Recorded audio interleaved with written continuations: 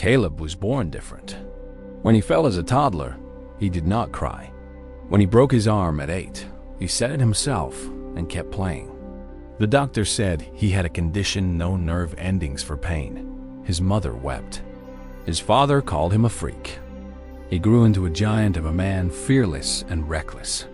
He worked as a brawler, a bear hunter, a logger.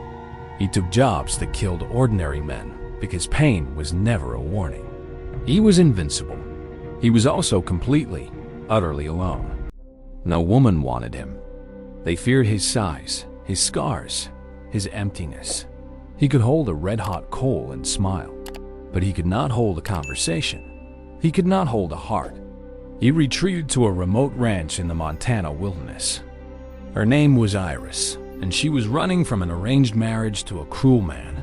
She had trained as a nurse in Boston, had gentle hands and a quiet voice. Her wagon broke down outside Caleb's gate. She knocked, expecting help. She found a giant. He stared at her, unsure what to do. She did not flinch. She asked for water, a place to rest. He nodded, led her inside. She saw the burns on his hands, the scars on his arms, the complete absence of flinching. She asked, "Doesn't that hurt?" He shrugged.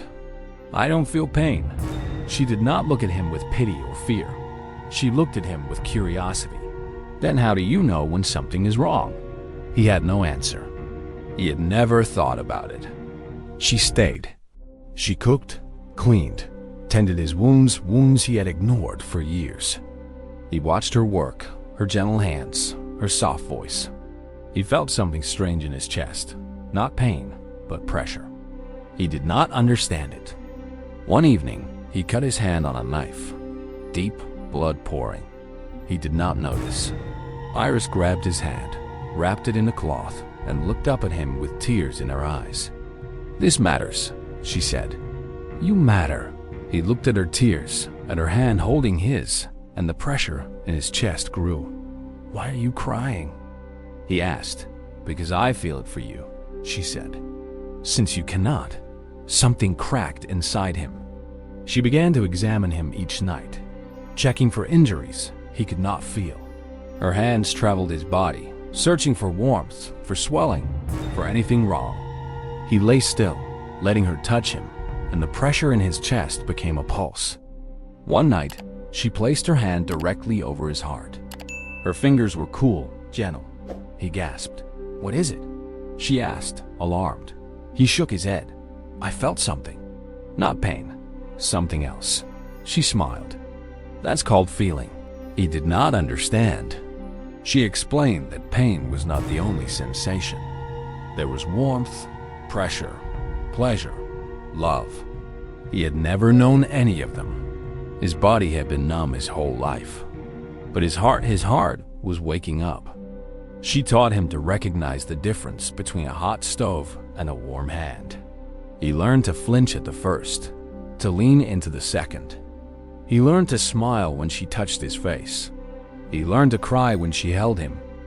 The cruel man she had fled came for her with 3 hired guns. He demanded his bride. Caleb stood in the doorway, his massive frame blocking the way. The man laughed. "What are you going to do? Feel me to death?" Caleb stepped forward, took a bullet in the shoulder without flinching, and kept walking. The gunman fled. The cruel man begged.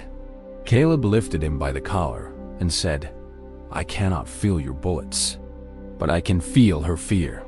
Leave." He returned to Iris, blood running down his arm. She bandaged him, scolding him, weeping. He touched her tears and said, "I felt that. Your sadness. It hurts worse than any bullet." She kissed him then, and he felt that too.